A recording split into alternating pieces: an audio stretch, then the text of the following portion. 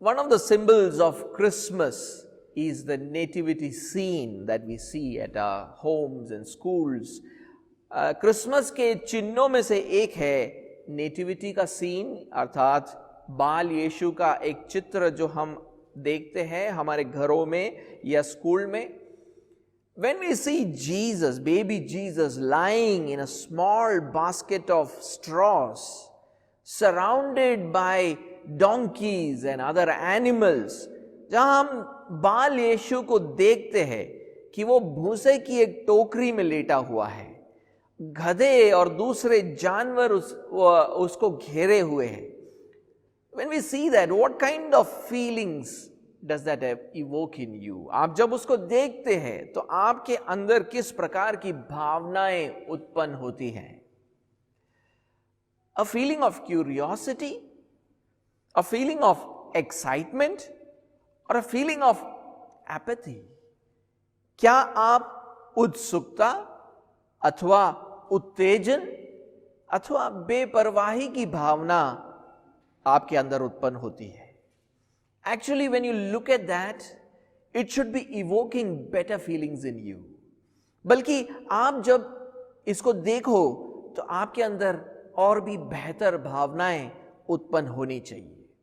And I would say a feeling of sorrow and joy, a feeling of thanksgiving, and a feeling of great hope should fill your heart even as you look at that.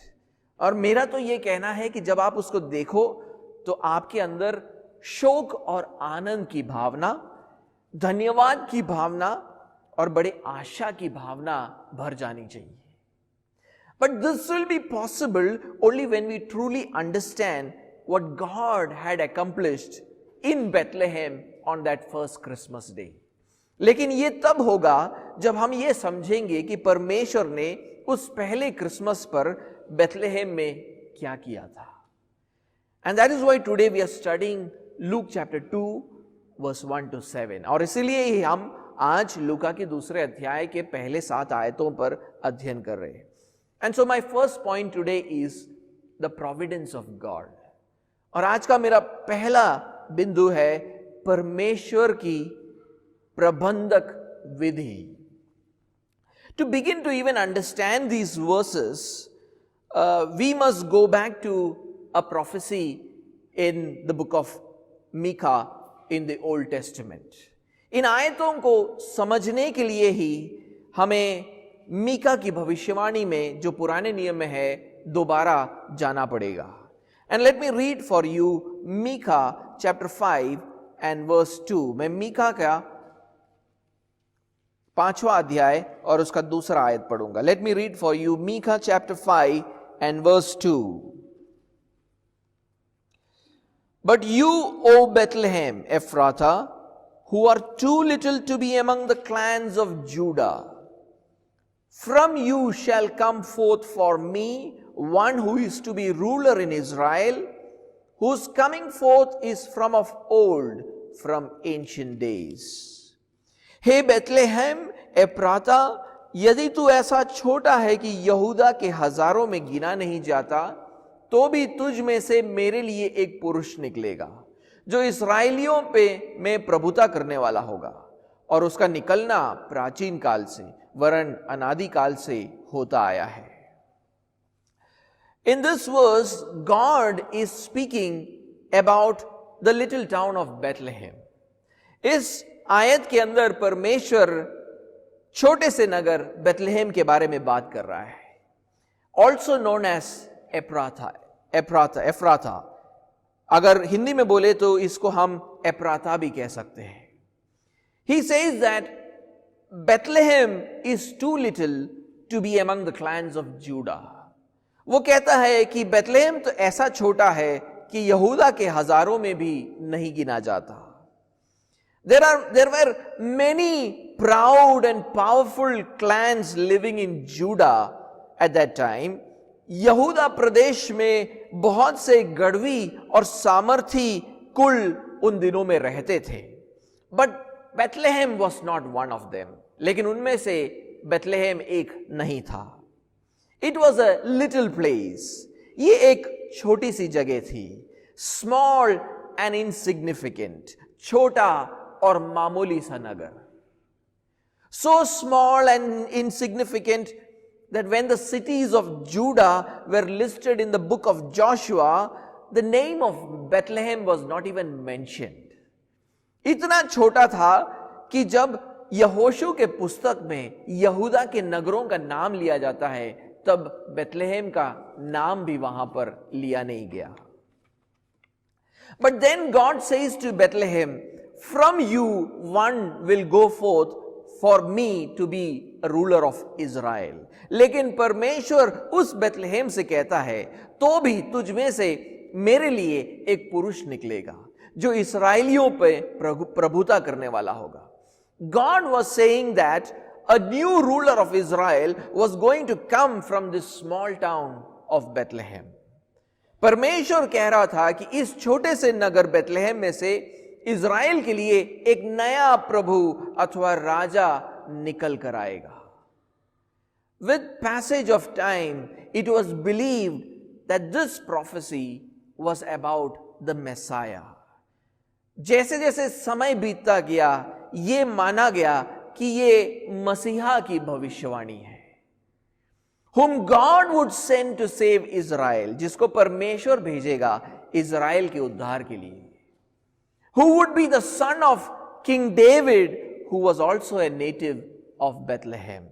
जो दाऊद राजा का पुत्र होगा, वो दाऊद राजा जो खुद Bethlehem का जन्मा हुआ था, बेथलेहेम की पैदाइश थी उसकी. This expectation was alive for a very long time. ये अपेक्षा बहुत ही लंबे समय तक जीवित रहा.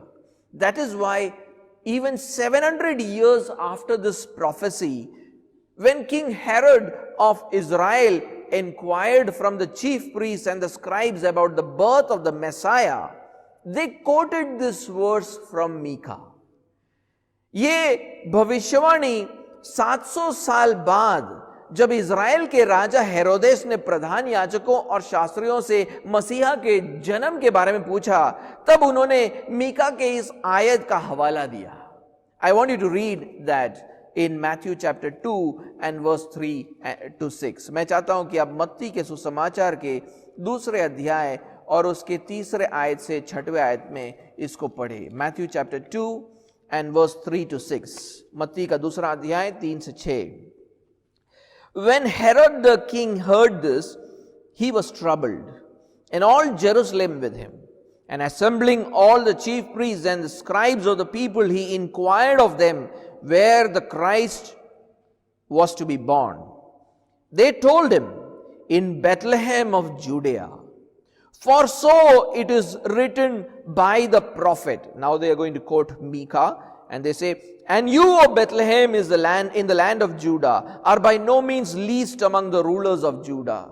For from you shall come a ruler who will shepherd my people Israel. यह सुनकर हेरोदेस राजा और उसके साथ सारा यरूशलेम घबरा गया.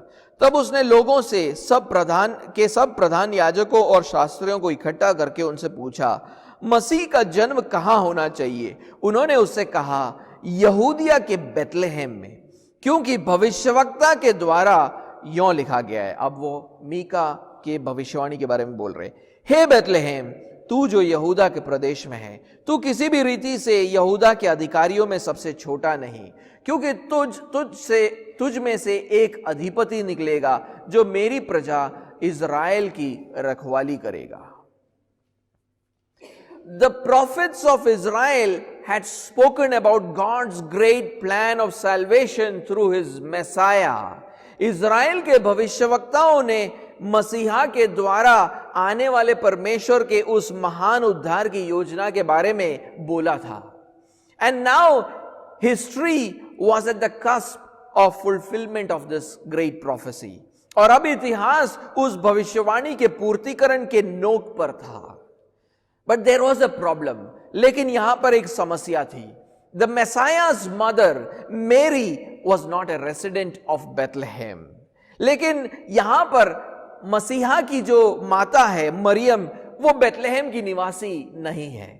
She lived in Nazareth. वो नासरत में रहती थी.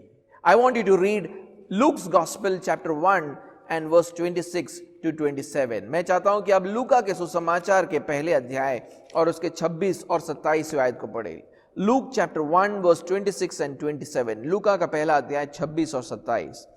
In the 6th month, the angel Gabriel was sent from God to a city of Galilee named Nazareth, to a virgin betrothed to a man whose name was Joseph of the house of David, and the virgin's name was Mary.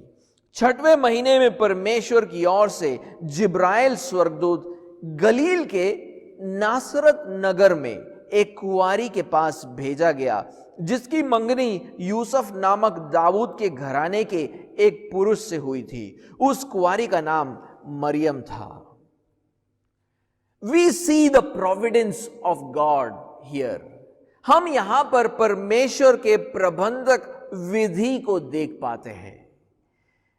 According to the Westminster Shorter Catechism, God's providence is His completely wise, holy, wise, and powerful, preserving and governing every creature and every action.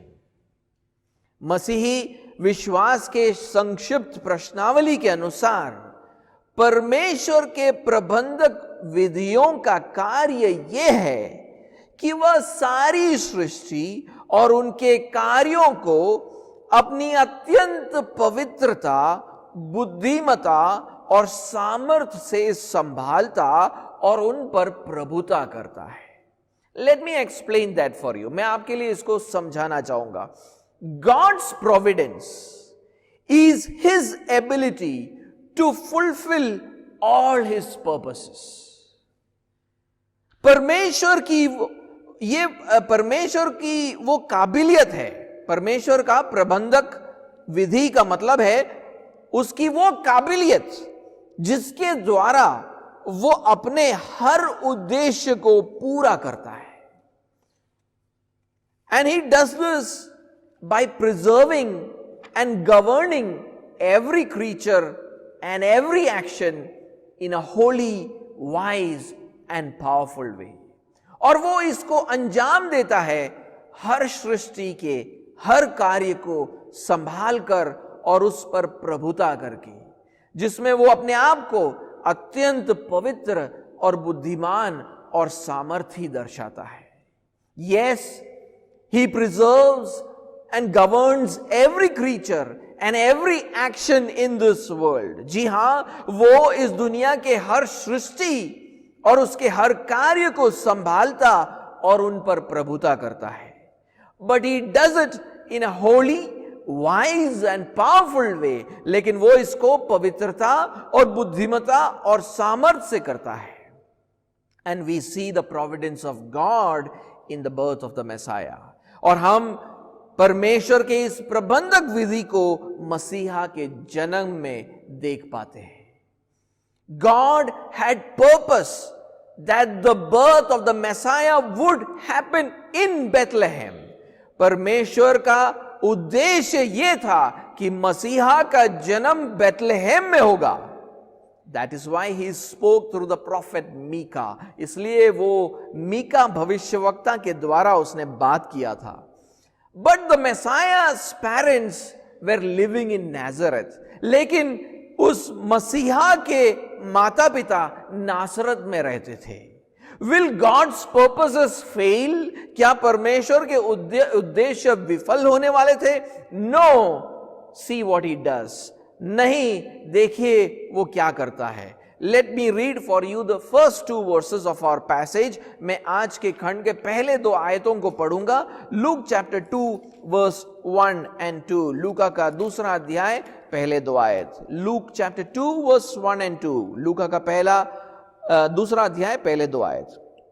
In those days a decree went out from Caesar Augustus that all the world should be registered. This was the first registration when Quirinius was governor of Syria. उन दिनों में Augustus Kaizer को और की ओर से आज्ञा निकली कि सारे जगत के लोगों के नाम लिखे जाए। यह पहली नाम लिखाई उस समय हुई जब क्विरिनियस सीरिया का हाकिम था। The Roman emperor at that time, Caesar Augustus, issued a decree to carry out a census of the entire Roman world. उस समय के रोमी सम्राट ऑगस्टस काइजर ने सारे रोमी साम्राज्य की जनगणना करने का ऐलान किया। The Roman emperor was the most powerful personality in the entire Roman world. और ये जो उस समय की रोमी सम्राट ऑगस्टस काइजर ने सारे रोमी साम्राज्य में ये जनगणना की, और उस समय और जगह के सबसे सामर्थी व्यक्ति रोम का सम्राट था। His image was there on the currency, सिक्के पर भी उसकी छाप लगी हुई रहती थी। No one under his reign dared to question his authority. उसके राज्य में कोई ऐसा नहीं था जो उसके अधिकार पर सवाल खड़ा कर पाए। We see in the Bible that for people, religious leaders and officials of the Roman Empire, Caesar was the final authority as far as the affairs of this world were concerned. हम Bible में यह देखते हैं कि लोगों के लिए भी, धार्मिक अगुओं के लिए भी और रोमी साम्राज्य के अधिकारियों के लिए भी इस दुनिया में सबसे बड़ा अधिकार काइजर का था। सीजर वॉज सॉवरेन, काइजर परम प्रधान था। So an edict from him begins to affect everyone. तो उसके और से ही आने वाली ये आज्ञा सब पर प्रभाव डालने लगती है। The census was probably carried out for the purpose of taxation, where everyone had to be registered at the place of his ancestral home. ये जनगणना कर लेने के उद्देश्य से किया गया था, और इसके लिए जरूरी था कि हर व्यक्ति अपने पूर्वजों के घर जाकर अपना पंजीकरण करवाए। And this caused many people to crisscross the entire Roman world. और इस कारण बहुत सारे लोग रोमी दुनिया में इधर उधर जाने लगे, including Joseph, the earthly father of the Messiah. और इसमें शामिल था यूसुफ, जो यीशु मसीह का सांसारिक पिता था। Let me read for you verse 3 to 5. मैं तीसरा आयत से 5वीं आयत को पढ़ूंगा। And all went to be registered, each to his own town. And Joseph also went up from Galilee, from the town of Nazareth to Judea, to the city of David, which is called Bethlehem, because he was of the house and lineage of David, to be registered with Mary, his betrothed, who was with child. सब लोग नाम लिखवाने के लिए अपने अपने नगर को गए। अतः यूसुफ भी, इसलिए कि वह दाऊद के घराने और वंश का था, गलील के नासरत नगर से यहूदिया में दाऊद के नगर बेतलहम को गया कि अपनी मंगेतर मरियम के साथ, जो गर्भवती थी, नाम लिखवाए। Joseph was from the family of King David, and their ancestral home was in Bethlehem. यूसुफ दाऊद राजा के घराने का था और उसके पूर्वजों का घर बेतलहम में था। That is why the edict of the Roman emperor causes Joseph to take his pregnant wife and move from Nazareth to Bethlehem. इसलिए रोमी सम्राट की आज्ञा को पाकर वो अपनी गर्भवती पत्नी को लेकर नासरत से बेतलहम को गया। Nazareth was in the region of Galilee, and he moves to Bethlehem, which was in the region of Judea. नासरत गलील राज्य में था और बेतलहम यहूदा के राज्य में था। It was a journey of approximately 85 to 90 miles. ये लगभग 85 से 90 मील का सफर था। And when they reached Bethlehem, Mary gave birth. और जब वो बेतलहम पहुंचते हैं, मरियम जन्म देती है। In this way, Joseph and Mary's son Jesus Christ, the Messiah, was born in Bethlehem. इस तरह यूसुफ और मरियम का पुत्र यीशु मसीह, जो मसीहा था, उसका जन्म बेतलहम में हुआ। The city of David, Dawood के नगर में Micah's 700-year-old prophecy was fulfilled. Mika की 700 साल पुरानी भविष्यवाणी उस दिन पूरी हुई. But for the author Luke, this was God's providence in action. लेकिन लूका के लिए जो इस सुसमाचार को लिखता है, उसके लिए ये परमेश्वर के प्रबंधक विधि का कार्य है. For him, Caesar was not the real sovereign. उसके लिए काइजर परम प्रधान नहीं था. God was sovereign. परमेश्वर परम प्रधान था. He caused the emperor to issue the decree so that his purposes would be fulfilled. परमेश्वर ने सम्राट से आज्ञा जारी करवाई ताकि उसके उद्देश्य पूरे हो. Can God really do this? क्या परमेश्वर सच में ये कर सकता है? Let me read for you Proverbs chapter 21 and verse 1. मैं आपके लिए नीति वचन का 21वां अध्याय और उसका पहला आयत पढ़ूंगा. Proverbs chapter 21 and verse 21. नीति वचन 21वां अध्याय पहला आयत. The king's heart is a stream of water in the hand of the Lord. He turns it wherever he will. राजा का मन नालियों के जल के समान यहोवा के हाथ में रहता है. जिधर वह चाहता उधर उसको मोड़ देता है. The first Christmas happened according to the providence of God. वो पहला क्रिसमस परमेश्वर के प्रबंधक विधि के अनुसार घटित होता है. From eternity, God had purpose to send His Son into the world. अनंतता से परमेश्वर ने यह उद्देश्य रखा था कि वो अपने पुत्र को इस दुनिया में भेजेगा. In history, He revealed it through His prophets. इतिहास में उसने इस बात का प्रकाशन अपने भविष्यवक्ताओं के द्वारा किया. Brought about its fulfillment by working in the heart of the most powerful man in the world. उसको पूरा करने के लिए दुनिया के सबसे सामर्थी व्यक्ति के हृदय में उसने कार्य किया. And not just in the heart of the most powerful man, but also in the hearts of the most ordinary people like Joseph and Mary. और सिर्फ उस सामर्थी व्यक्ति के मन में नहीं, पर यूसुफ और मरियम जैसे साधारण मनुष्यों के हृदय में भी उसने कार्य किया. We learn one important lesson here. हम यहां पर एक महत्वपूर्ण शिक्षा को पाते हैं. That no one can thwart God's purposes. कि कोई भी परमेश्वर के उद्देश्यों को विफल नहीं कर सकता है. He always brings it to pass. वो हमेशा उसको पूरा करता है.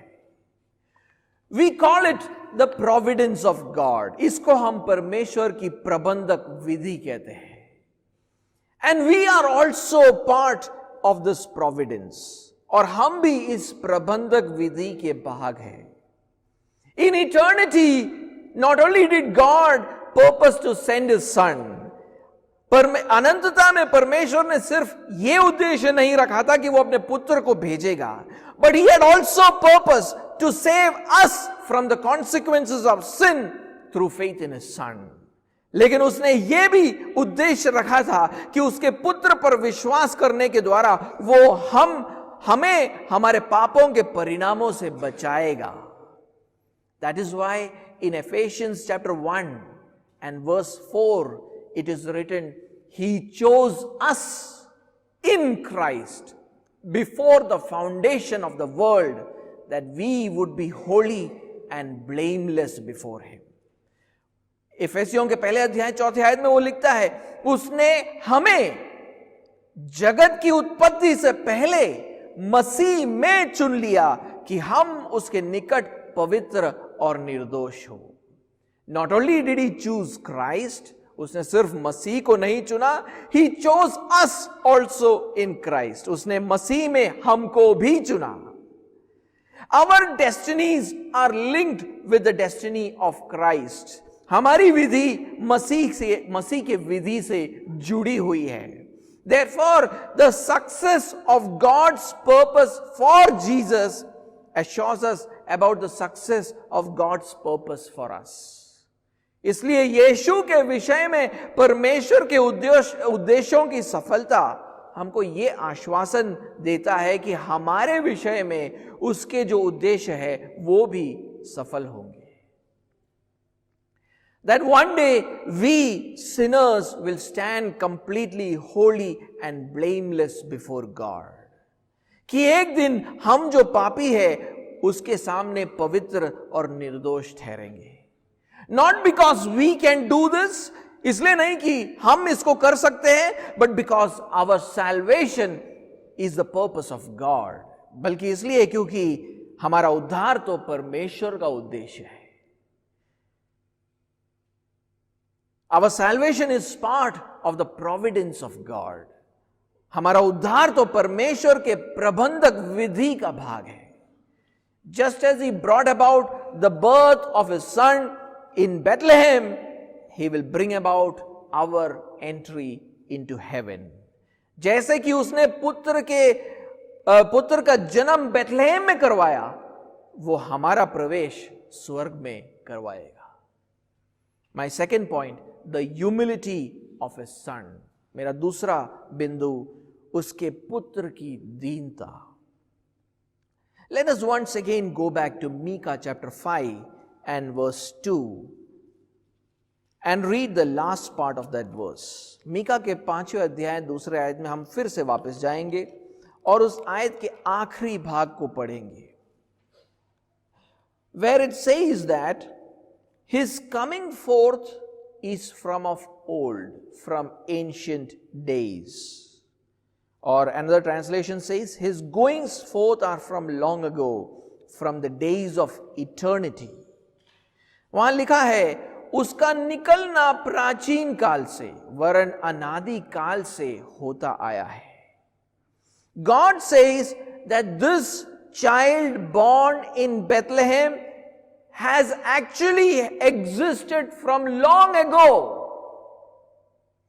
यहां पर परमेश्वर कहता है कि बेथलेहम में जन्म लेने वाला यह बालक प्राचीन काल से उसका अस्तित्व था, अनंतता से उसका अस्तित्व था। Who is he? ये कौन है? God had sent forth his own son into the world to be born of a woman. परमेश्वर ने अपने ही पुत्र को इस दुनिया में भेजा था ताकि वो एक स्त्री से जन्म ले। I want you to read Galatians chapter 4 and verse 4. मैं चाहता हूं कि आप गलातियों का 4था अध्याय और उसका 4था आयत पढ़ें। Galatians chapter 4 and verse 4. गलातियों का 4था अध्याय 4था आयत। But when the fullness of time had come, God sent forth his son, born of woman, born under the law. परंतु जब समय पूरा हुआ तो परमेश्वर ने अपने पुत्र को भेजा जो स्त्री से जन्मा और व्यवस्था के अधीन उत्पन्न हुआ। Talking about this Son of God who came into this world, the Apostle John says something in his gospel. इस परमेश्वर के पुत्र के बारे में बात करते हुए प्रेरित यूहन्ना कुछ बोलता है अपने सुसमाचार के अंदर। Let's read the gospel according to John chapter 1 and verse 1. हम यूहन्ना के सुसमाचार के पहले अध्याय और उसके पहले आयत को हम पढ़ेंगे। John chapter 1 and verse 1. यूहन्ना का पहला अध्याय पहला आयत। In the beginning was the Word, and the Word was with God, and the Word was God. आदि में वचन था और वचन परमेश्वर के साथ था और वचन परमेश्वर था। In the beginning, that reminds us of the book of Genesis. आदि में यह शब्द जो है हमें उत्पत्ति की किताब को याद दिलाता है। In the beginning means even before creation. आदि का मतलब है सृष्टि बनने से पहले he existed. उसका अस्तित्व था। He was with God and he is God. वो परमेश्वर के साथ था और वो परमेश्वर था. And through him everything was created. और उसी के द्वारा सब चीजों की सृष्टि हुई. I want you to read verse 3 there. मैं चाहता हूं कि तीसरा आयत को आप पढ़े वहां पर. All things were made through him, and without him was not anything made that was made. सब कुछ उसी के द्वारा उत्पन्न हुआ और जो कुछ उत्पन्न हुआ है उसमें से कोई भी वस्तु उसके बिना उत्पन्न नहीं हुई है. And see then what he says in verse 14. और फिर देखिए 14वें आयत में वो क्या बोलता है.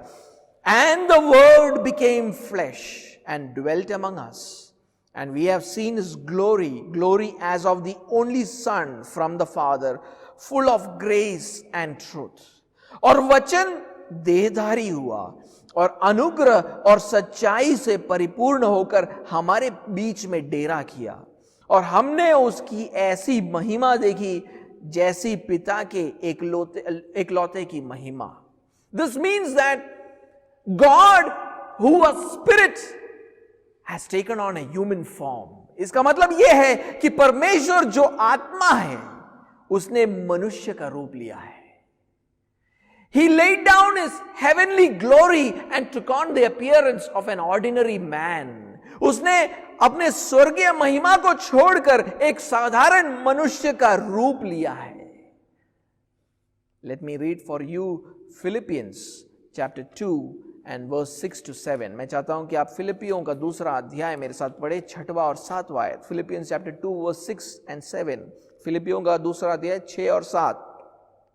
Though he was in the form of God, did not count equality with God a thing to be grasped, but made himself nothing, taking the form of a servant, being born in the likeness of men. जिसने परमेश्वर के स्वरूप में होकर भी परमेश्वर के तुल्य होने को अपने वश में रखने की वस्तु न समझा, वरन अपने आप को ऐसा शून्य कर दिया और दास का स्वरूप धारण किया और मनुष्य की समानता में हो गया.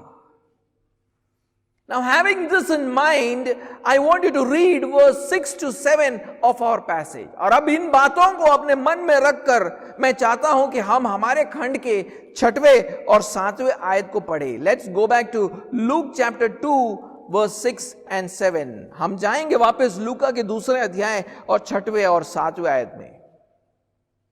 This is what it says there. And while they were there, the time came for her to give birth. And she gave birth to her firstborn son and wrapped him in swaddling cloths and laid him in a manger because there was no place for them in the inn.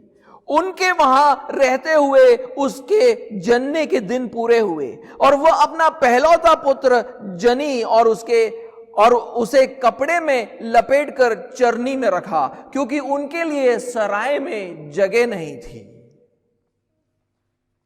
Can you imagine that the eternal Son of God, who possessed heavenly glory, the creator of the whole universe, is now being wrapped in cloths like an ordinary human child?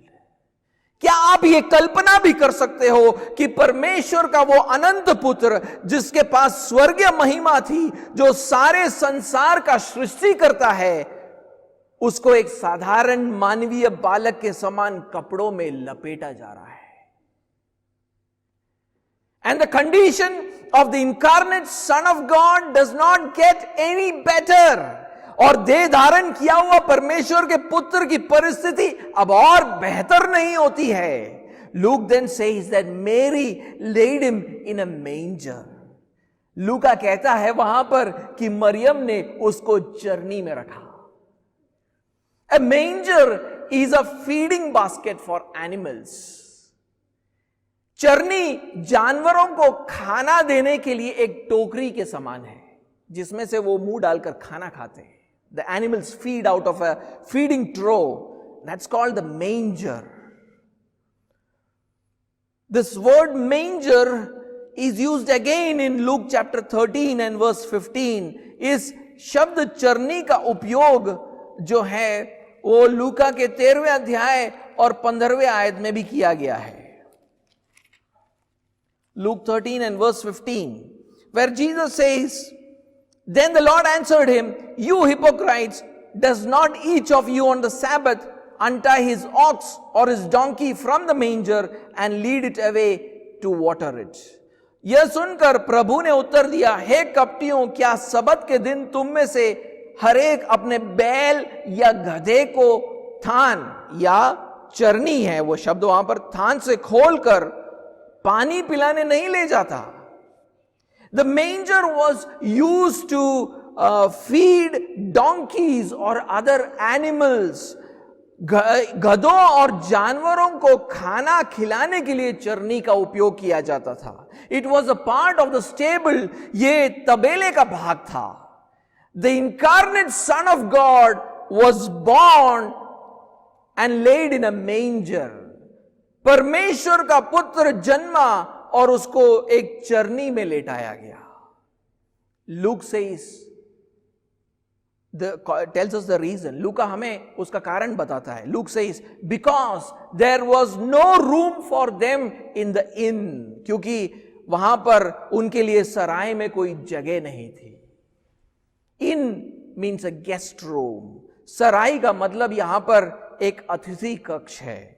In a small place like Bethlehem, there would not have been many guest rooms. Bethlehem जैसे एक छोटे से नगर में बहुत सारे अतिथि कक्ष नहीं हुआ करते थे. And because of the census, a lot of people had already landed up in Bethlehem. और उस जनगणना के कारण बहुत सारे लोग पहले से ही बेथलेहम में पहुंच चुके थे. And we see the importance of verse 3 in our passage here. और हम यहां पर तीसरे आयत के महत्व को हम समझ पाते, where it is written that everyone was on his way to register for the census, each to his own city. जहां पर लिखा गया है कि सब लोग नाम लिखवाने के लिए अपने अपने नगर को गए. There was no room for Joseph and Mary in Bethlehem's guest room. Bethlehem की अतिथि कक्ष में यूसुफ और मरियम के लिए कोई जगह नहीं थी. Therefore, they had to stay in a stable and lay the child Jesus in a manger. इसलिए उनको एक अस्तबल में ठहरना पड़ा और यीशु बालक को एक चरनी में लेटाना पड़ा. But the question that comes to my mind is, if God could move the heart of an emperor, cause hundreds of people to take up a journey, bring Joseph and Mary to Bethlehem just so that he could fulfill his eternal purposes, why did he not also provide Joseph's family a guest room? मेरे मन में एक सवाल उठता है, अगर परमेश्वर एक सम्राट के मन को प्रभावित कर सकता है, हजारों लोगों को सफर पर भेज सकता है, यूसुफ और मरियम को बेथलेहम पहुंचा सकता है ताकि वो अपने अनंत उद्देश्यों को पूरा कर पाए, तो उसने यूसुफ के कुटुंब के लिए एक अतिथि कक्ष क्यों नहीं तैयार किया? Surely it would not have been impossible for him. सच में ये उसके लिए कोई नामुमकिन बात तो नहीं होती. Yes, that is right. ये बात सही है. You know what? This was done intentionally by God. ये परमेश्वर ने जानबूझकर किया था. The reason is that God had sent his son to live a humble life. कारण यह है कि परमेश्वर ने अपने पुत्र को एक दीन जीवन जीने के लिए भेजा था. He was born into a carpenter's house.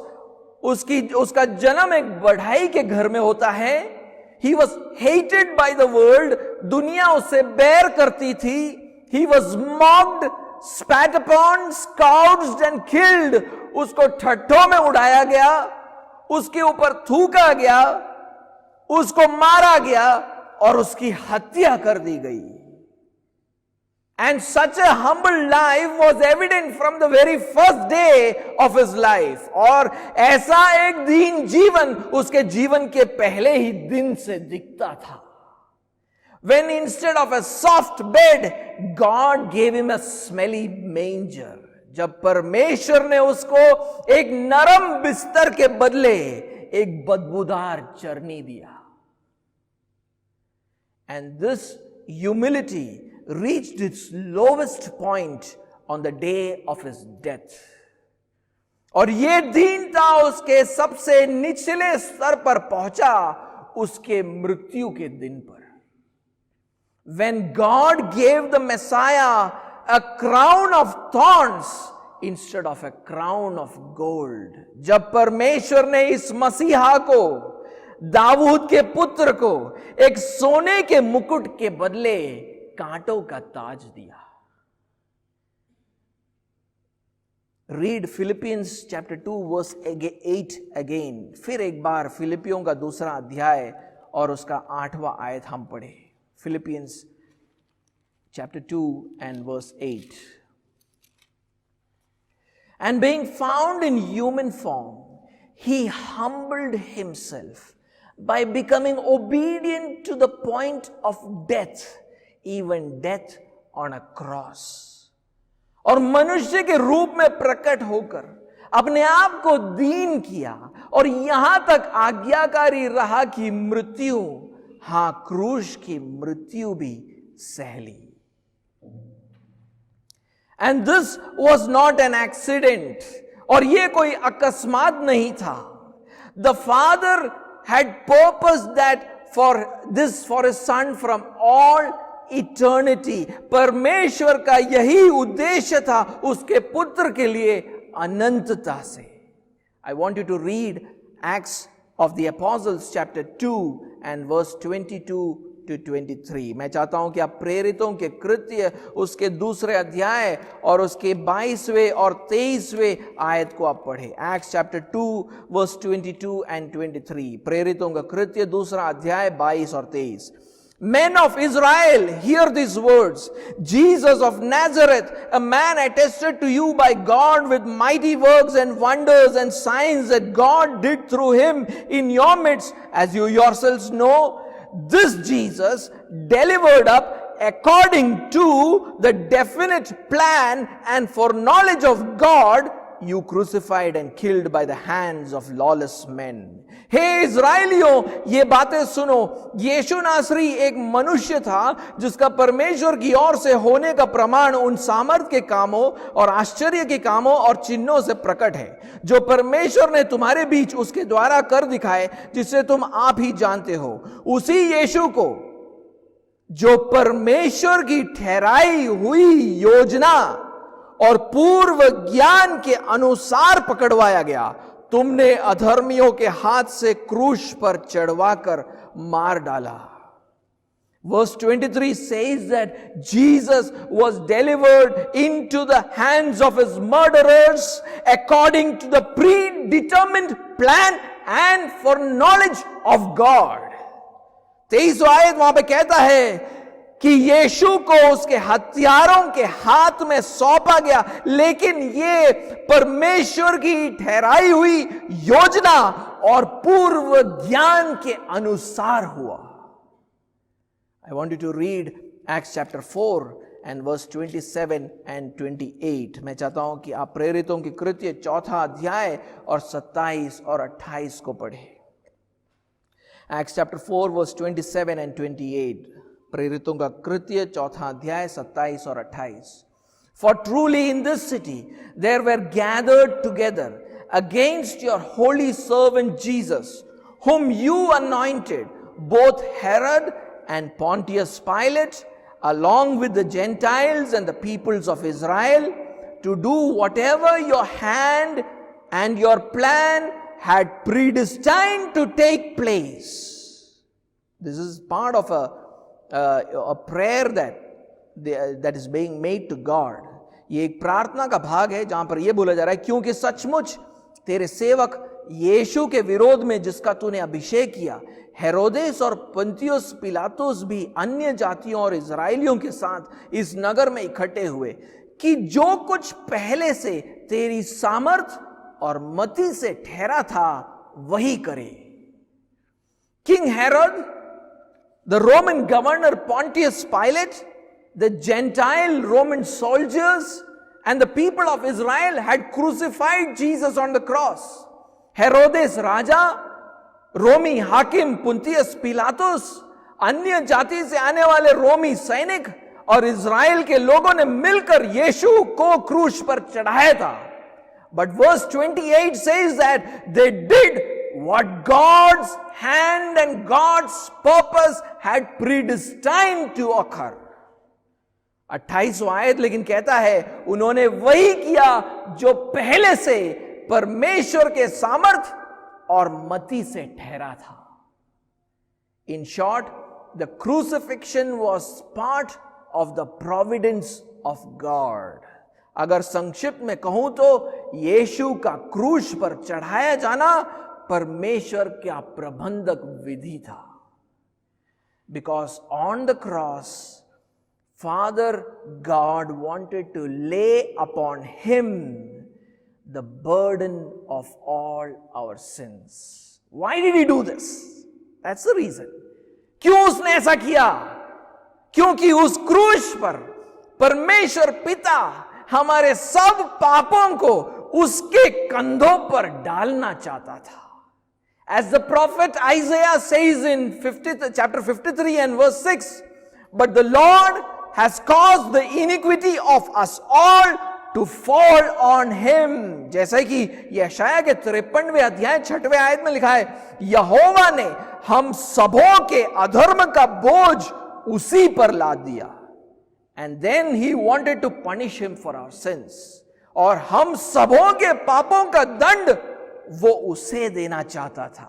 That is why Isaiah then says in verse 10, but the Lord was pleased to crush him, putting him to grief. उसीलिए यशाया फिर 10वें आयत में कहता है, तो भी यहोवा को यही भाया कि उसे कुचले, उसी ने उसको रोगी कर दिया.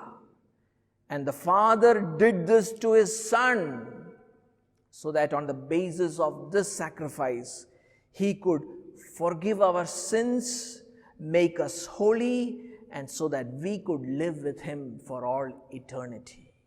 और पिता ने पुत्र के साथ ऐसा इसलिए किया ताकि इस बलिदान के आधार पर वो हमारे पापों को क्षमा करे, हमें पवित्र बनाए और ताकि हम अनंतता के लिए उसकी उपस्थिति में रहे.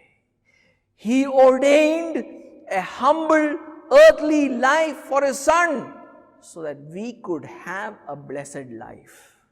उसने पुत्र के लिए इस पृथ्वी पर एक दीन जीवन ठहराया ताकि हम एक आशीषित जीवन जी पाए. He gave his son a smelly manger and a crown of thorns so that we could live in heaven and receive the crown of eternal life. उसने अपने पुत्र को एक बदबूदार चरनी और कांटों का ताज दिया ताकि हम स्वर्ग में जी सके और अनंत जीवन का मुकुट पा सके. So this Christmas, when we see the nativity scene where Christ is laid in a manger surrounded by donkeys and other animals, it should fill our hearts with sorrow, joy, thanksgiving and hope. इसलिए इस Christmas पर जब हम उस nativity scene को फिर एक बार देखेंगे जहां मसीह को एक चरनी में लिटाया गया है, कपड़ों में लपेटकर, और उसके बगल में गधे और दूसरे जानवर खड़े हैं, हमारा हृदय शोक और आनंद और धन्यवाद और आशा से भर जाना चाहिए. Sorrow, knowing that God poured out his wrath on innocent Jesus so that we could be saved. शोक इसलिए ये जानकर कि परमेश्वर ने अपना क्रोध उस निर्दोष यीशु पर डाला हमारे लिए, हमारे उद्धार के लिए. Joy, knowing that we have received salvation because of Jesus' humble life and death. आनंद ये जानकर कि हमें यीशु मसीह के दीन जीवन और मृत्यु के कारण उद्धार प्राप्त हुआ है. Thanksgiving, knowing that we have received this salvation as a gift. धन्यवाद ये जानकर कि उद्धार हमको एक तोहफे के रूप में दिया गया है. Hope, knowing that we are moving towards God, his presence, his blessings, which will be forever. आशा ये जानकर कि हम परमेश्वर और उसकी उपस्थिति और उसके आशीषों की तरफ बढ़ रहे हैं जो हमेशा के लिए हमारा हो।